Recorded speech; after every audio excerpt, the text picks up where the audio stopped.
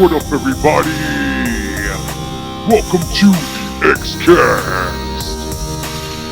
Right about now, we want to welcome you to the greatest podcast on earth, hosted by yours truly, the XSP.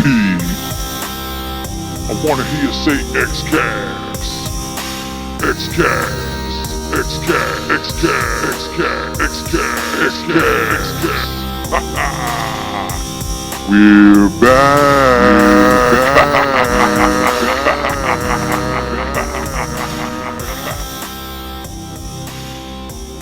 What's up, everybody? Welcome back to the X-Cast. Today is a special episode. It's dedicated to the one and only Dusty Rhodes. Dusty Rhodes, son of a plumber, baby. Tonight, or today, we're going to be dedicating the show, like I said, to Dusty Rhodes. Born in Austin, Texas, Dusty Rhodes was known as being a common man or working as a working man. In the NWA, he held the world champ title and the U.S. title. He also held the TV championship and the six-man tag title. And he tagged up with Dick Murdoch, known now as Zeb Coulter. Those of you who know your wrestling history, and they were known as the Texas Outlaws in the AWA. In 1974, he was known as Stardust. As a singles wrestler, which we probably now know, Cody Rhodes is having the name Stardust. One of the best promo guys around. And without further ado, before we go into any more history, I want you to listen to one of the best promos that ever be written or ever be said out of a microphone. It's called the Hard Times promo. That's what it's been coming to be known as. Here it goes. Ladies and gentlemen, you all know that Dusty Rhodes has been injured. Well, we want to welcome back tonight Dusty Rhodes for his first interview since his injury. Here is the American Dream, Dusty Rhodes. And Dusty, your fans welcome you back, man. First of all, I would like to thank the many fans throughout this country that wrote cards and letters to Dusty Rhodes, the American Dream, while I was down. Secondly, I want to thank Jim Crockett Promotions for waiting and taking the time, because I know how important it was. Starcade 85 it is to the wrestling fans, it is to Jim Crockett Promotions. And Dusty Rhodes, the American Dream, with that weight, got what I wanted. Ric Flair, the world's heavyweight champion. I don't have to say a lot more about the way I feel about Ric Flair. No respect, no honor. There is no honor among thieves in the first place. He put hard times on Dusty Rhodes and his family. You don't know what hard times are, Daddy. Hard times are when the textile workers around this country are out of work and got 4 or 5 kids and can't pay their wages, can't buy their food. Hard times are when the auto workers are out of work and they tell them go home. And hard times are when a man has worked at a job 30 years. 30 years, they give him a watch, kick him in the butt, and say, hey, a computer took your place, Daddy. That's hard time. That's hard time. And Ric Flair, you put hard times on this country by taking Dusty Rhodes out. That's hard time. And we all had hard times together. I admit I don't look like the athlete of the day supposed to look. My belly's just a little big, my hand is just a little big, but brother, I am bad and they know I'm bad. And there were 2 bad people.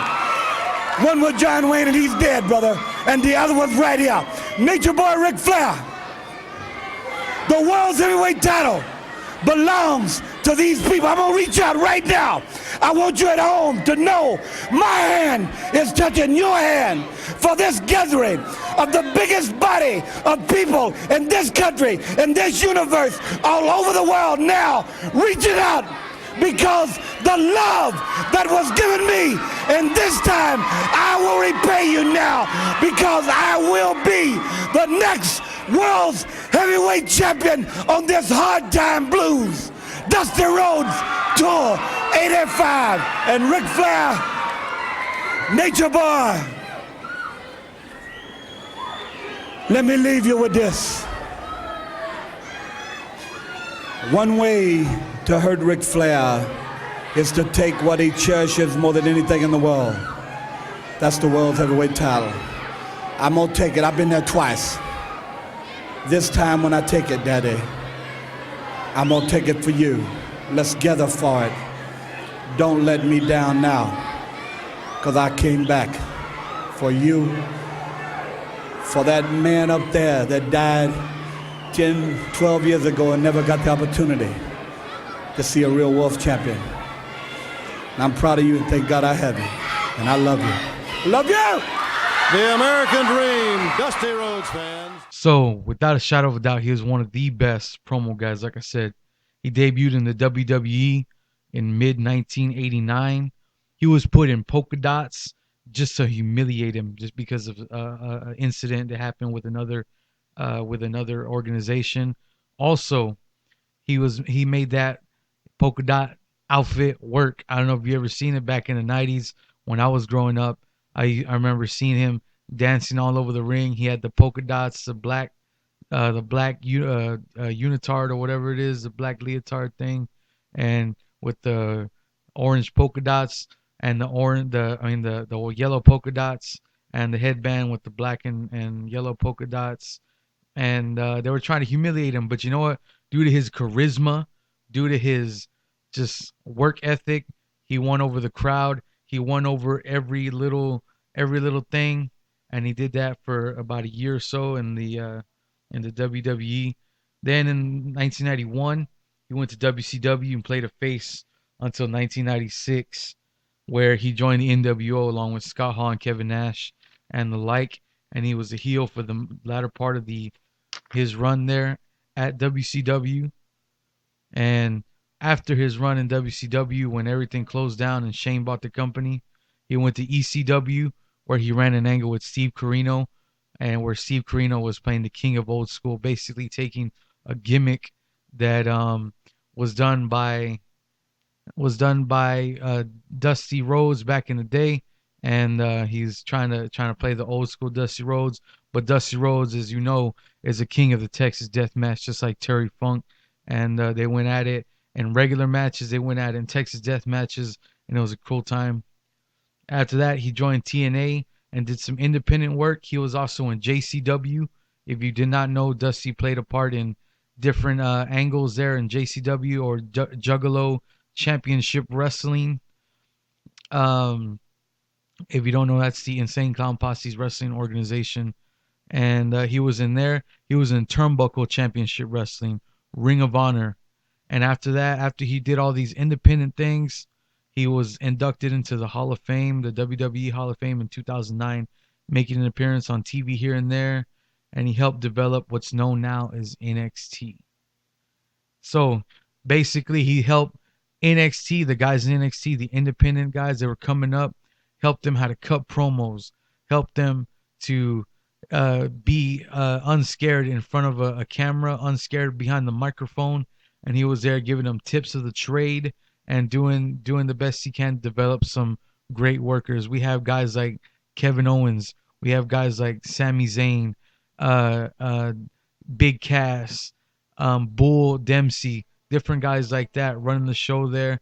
And they were all done with the help of my man Dusty Rhodes, baby. Dusty Rhodes giving them the promo ideas, putting the microphone in their hand. Let them not be scared of the microphone, but to say what you will. So he is also the father of Goldust, the father of Stardust. You may know him as just Dustin Runnels. You may know him as Cody Rhodes or whatever. He is a son of them, and we now know where Cody Rhodes gets his Stardust gimmick. Maybe it wasn't a gimmick like that before, but Cody Rhodes flipped it on him and turned it into something very unique to the industry, and he will be greatly missed. So God bless, God rest, Mr. Dusty Rhodes. Like I said, the son of a plumber. And we're going to go to, before we get to that, you can see all the pay-per-views on the WWE Network for only $9.99 on a monthly basis. You can see his run against Steve Corino in ECW. You can see his feuds with Ric Flair in the WCW. And you can see his different appearances in WWE. The most recent one back in 2013, 2012, 2013 or 14. He ran a whole promo where Dusty Rhodes lost his job, and it was up to Gold Dust and Dusty Rhodes to get his job back, and it was a great thing. I believe that was around SummerSlam or Survivor Series.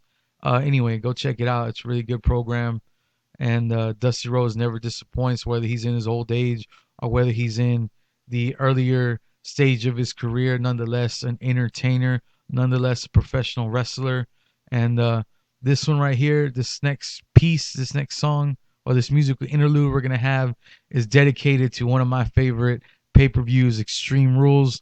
The only time of year where everything gets extreme, because you know I'm the extreme street preacher. You know I'm the extremist, and my fans are the extremists. So here goes the Extreme Rules single off Extreme Sounds with my homeboy Hulk HDMI out of Houston, Texas, letting them know about to all my extremists. Extreme Rules for one night only. Oh my God. Tonight's the night that we all get raw. Fist of face action on an all-out brawl. Come down the ramp and we can go toe-to-toe. Dip in the square circle, blood spray the front row. Get the tables, gonna get hardcore. Steel case full of rage, break walls and war. Candlesticks to face and barbed wire bats. Getting invited here, yo, make the head crack. You ace Cactus Jack with doubles from the apron. Hell in a cell, nowhere to run, you can't escape it. Power bomb, lead a thumbtack. The force sings your bloody carcass step to the mat.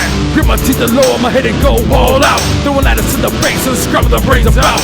Samba knocker, gonna leave you all bruised. Get scarred up tonight, Extreme Rules. Extreme Rules, pick the stipulation. No DQ, so bring out the weapon. Extreme Rules, pick the stipulation. No DQ, so bring out the weapon. Extreme Rules, pick the stipulation. No DQ, bring out the weapon. Extreme Rules, pick the stipulation. No DQ, so bring out the weapon. Kill my interest music, band, the crowd explodes like pipe bombs. When they feel my sights and songs playing on in a tight drum. Grab the pizza, cut the steak, delivering fluorescent lights. I wrap myself up in my wire, me for all of my fights. They call me Hulk DMI, and I'm about to smash, man. 100 lethal objects I'm carrying in my trash can. I dump them out of the ring, the rest as it's all down. First thing I pick up a chair and I put it across your dog. I'm on some new Jack Mondo, cactus sack, 8 grounds. My face bloody like Rude Boy in the ring. I commit crimes on a maniacal mission. I don't care about a 3 count. Beat you down, cut you up, poke it in, and watch you bleed out. Make you look like the Silver Surfer when I cover you with thumbtacks. Sizes is you out of the bitty, Beretta gun class. Hardcore matches, I don't want no weather. When Hulk runs wild, what you gonna do, brother? Extreme Rules, pick the stipulation. No DQ, so bring out the weapon. Extreme Rules, pick the stipulation. No DQ, so bring out the weapon. Extreme Rules, pick your stipulation. No DQ, bring out the weapon. Extreme Rules, pick your stipulation. No DQ, so bring out the weapon. Ladies and gentlemen, my name is Paul Heyman, and tonight's event is a testament to the fact that I am the greatest visionary in the history of sports entertainment. I stand here tonight in my synagogue of hardcore, and I profess to you the politically incorrect opinion that WWE only gets it right one night a year. And that is the night that we, as the tribe of Extreme, unite together! American Dream.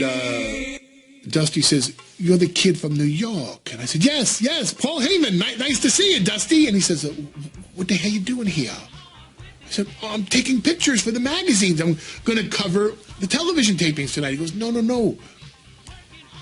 This is a closed-door production meeting run by the American Dream Dusty Rhodes. What are you doing in the production meeting? And I just shrugged my shoulders and I said, "I'm learning from you." And it was that long moment of uncomfortable silence, and I'm thinking, oh man, they're going to throw me out of here. They're going to send me back to New York on a bus. I'm not going to even make my flight tomorrow because I'm going to have to leave now. Word's going to get back to the McMahons. I'm never going to be allowed to Madison Square Garden again. I'm done. I'm finished. I'm 17 years old. It was a nice run. And he says, well, you're learning from the right person because I'm the American Dream Dusty Rhodes and I am a super genius. Now go back inside and keep on taking notes. First time I came out on television, I had like less than a year's experience in the business. And Dusty said, give him a microphone. Send him out there. Who gives a damn? He was the 3-time world heavyweight champion, Jack. He was the bull of the woods, the man of the hour. He was the American Dream Dusty Rhodes, baby. Woo! Okay, well, I am going to say when I see Ric Flair, I'm going to ask him how he feels about putting hard times on Dusty Rhodes. Exactly. Because you don't know what hard times are, Daddy. Hard times are when the textile workers are out of work in this country. They got 4 to 5 kids. They can't pay their wages. They can't buy their food. And hard times are when a man works a job for 30 years. 30 years. And they give him a watch. And they kick him in the butt and they say, hey, a computer took your place, Daddy. That's incredible. That's hard times. What are you saying? Huh? Come on, Sam. My son, huh? He hadn't gotten the Tower of Power. Too sweet to be sour, huh? Yeah. You know what I'm saying? I do. Yeah? It's your body of work. That's what he always telling me. That's what he said when he got in the hotel last night. That's what he said. He said, I need a king suite, Daddy. You know what I'm saying? That's hard time. Right? Right. I guess I do an okay Dusty Rhodes. It sounds like something. So good. Yeah. Well, no, I can't stop. I can't stop it, you know? Do the rest of these I interviews. can't stop doing it. This Dusty Rhodes, that Sheamus stand-up, he get it, y'all. He gonna get it. There's so many good Dusty things, you know, sleeping in alleys, right? I don't even know all the catchphrases. He's dining on, pork and beans. And hanging out with kings and queens and things of them nature, you know? Right. It's about that body of work. That's what it's about. Putting up that body of work, that Hall of Fame. Dusty Rhodes, the American Dream here. I'm here to talk about my boys. Dustin Rhodes, the man they call Gold Dust for the WWE. And my other son, my youngest boy out of the loins of the American Dream Dusty Rhodes, Cody Rhodes. Now, there's been questions asked, which one of your boys is weirder? I would definitely have to say that my youngest boy, Cody Rhodes, is the weirdest, strangest one of all. Dustin's got his thing up there in public, if you will, live and in color.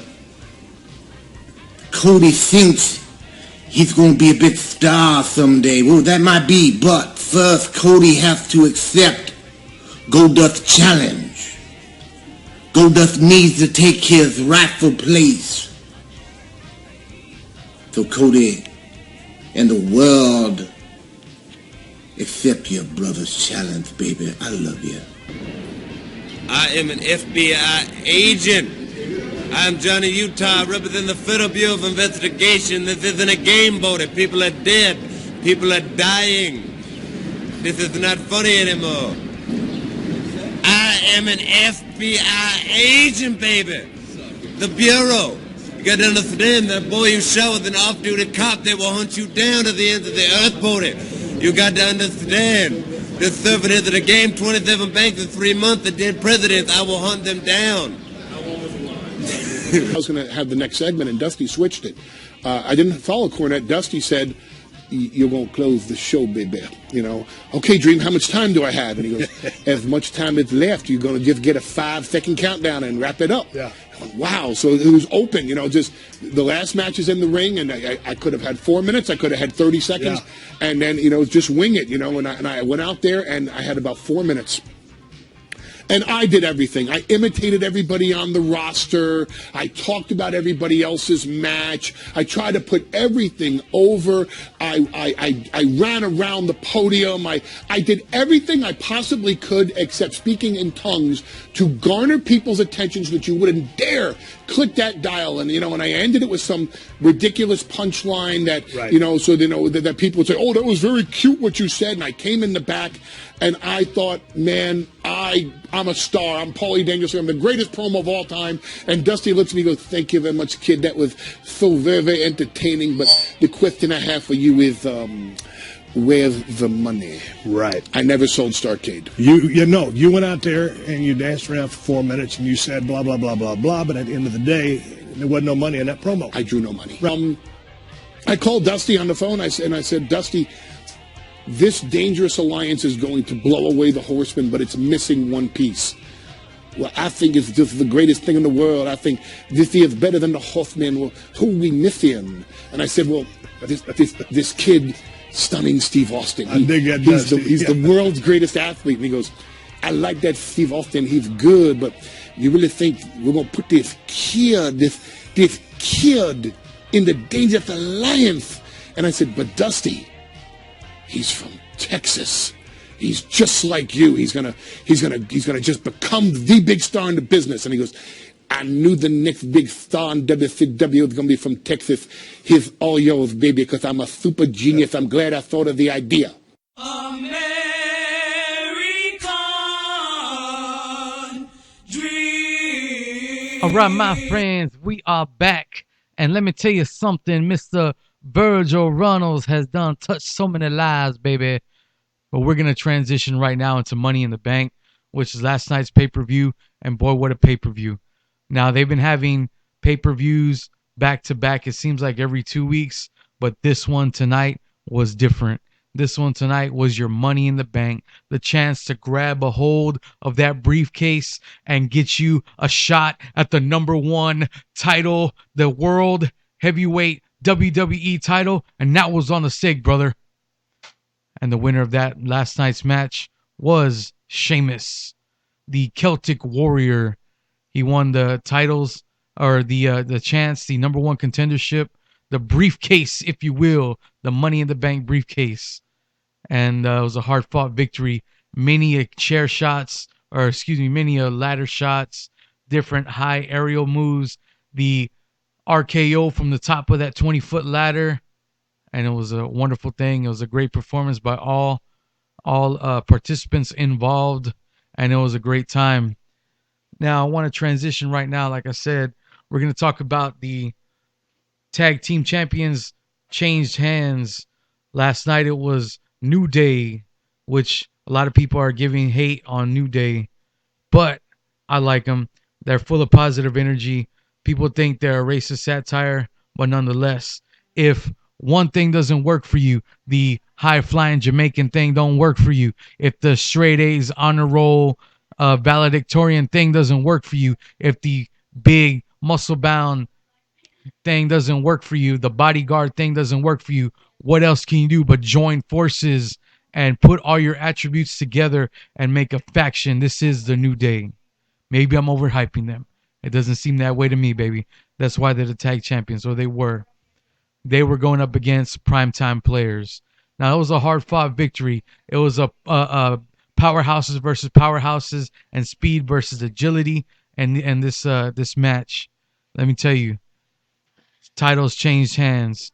A lot of people have been wanting to see the titles change hands from New Day because they're chanting the New Day sucks chant. But tonight they got their wish, or last night rather. Now, correct me if I'm wrong, but Mr. Darren Young turned on Titus O'Neil months prior, right before Darren Young went on his gay pride tour, or whatever the heck it was, and he beat up Mr. Titus O'Neil. Then Titus O'Neil had to go on looking for partners. Whatever happened to, what's his name, Heath Slater? That's what I'm wondering. What happened to Slater Gator? Nonetheless, I digress. Titles changed hands. If you're asking me, the tag team that they need to push is the Ascension, the modern-day Road Warriors, the modern-day Legion of Doom.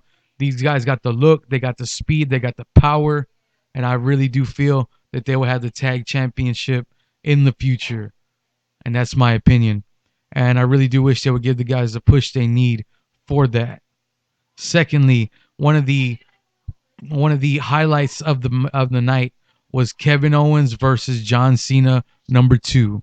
If you saw the last pay-per-view, you know they went at it for about 20-25 minutes, full of sweat, full of hardcore action, but it was mat wrestling, technician versus speed versus power versus power. It was all that rolled into one. Moves being pulled out of nowhere. John Cena with the stunner, that snap stunner, and then also a snap power bomb in the mix. You got different things, both them pulling tricks out of their hat that they've never pulled before. You got Kevin Owens, big man, coming off the top with a moonsault and all kinds of different things. But in the end, John Cena won last night. It was champion versus champion. Now, don't think that Kevin Owens just came out of the woodwork. This guy has been putting in work from day one. 15 years he's been in the game, and you've just seen him now in the last few months rise to the top, already getting their top guys in WWE, and that's his work ethic put in action there. And we thought it was a clean win. We thought it was a clean victory, but yet again, Kevin Owens brings in that heel mentality, kicks him out the ring, power bombs him on the apron, and then throws the belt at him. Good show. I can tell you right now, that's a good show. Next, the spotlight. Future Hall of Famers in my mind, Seth Rollins and Dean Ambrose. Two guys who come up from the indie ranks, dominating NXT, coming out as a Shield, breaking apart, and then going into solo action. Every time these guys get in the ring, it's pure magic. Now, I don't know about you, but these guys, in my mind, feel like the modern day Shawn Michaels, modern day Steve Austin, and the modern day Mick Foley all rolled into one. And each of these guys, they take it to the extreme, and no matter what they're doing, whether it be mat technician and agility, whether it be hardcore action and no disqualification matches, whether it be in a Hell in a Cell, both of them took the 20-foot fall to the announce tables, and these guys put in work every single time, and they steal the show every single time. Now, that's my opinion. You don't have to agree with it, but I'm telling you right now, these guys are the future of the wrestling business, and they're only going to get better and better as years go by, as the momentum of their career continues to build and build. These guys are the future. Now, with that said, I know we talk a lot about hardcore action here. We talk a lot about the things that are a lot of the entertainment aspect. But my friends, with Mr. Dusty Rhodes dying, it makes you think, I hope he gets to heaven. I hope he got to heaven. Everyone's saying rest in peace. But let me tell you, my friends, the only time you can rest in peace is if you have the Lord Jesus Christ as your Savior. And once all the entertainment clears and all the limousines go away, all the gold watches, all the promos have been cut, where does your soul stand? And that's my question for you. And you, my friends, are the only ones that can say whether you can go to heaven or not. And that's only by bowing your knee, bowing all your pride down, and giving Jesus Christ, amen, a chance in your heart. And he's knocking on your door right now. So with that, my friend, that is the end of my program. And right now, we're going to give you the Common Man Boogie, baby. The Common Man Boogie, son of a plumber, baby. Here it goes. And God bless and good night to you, my friend. Working hard with his hands.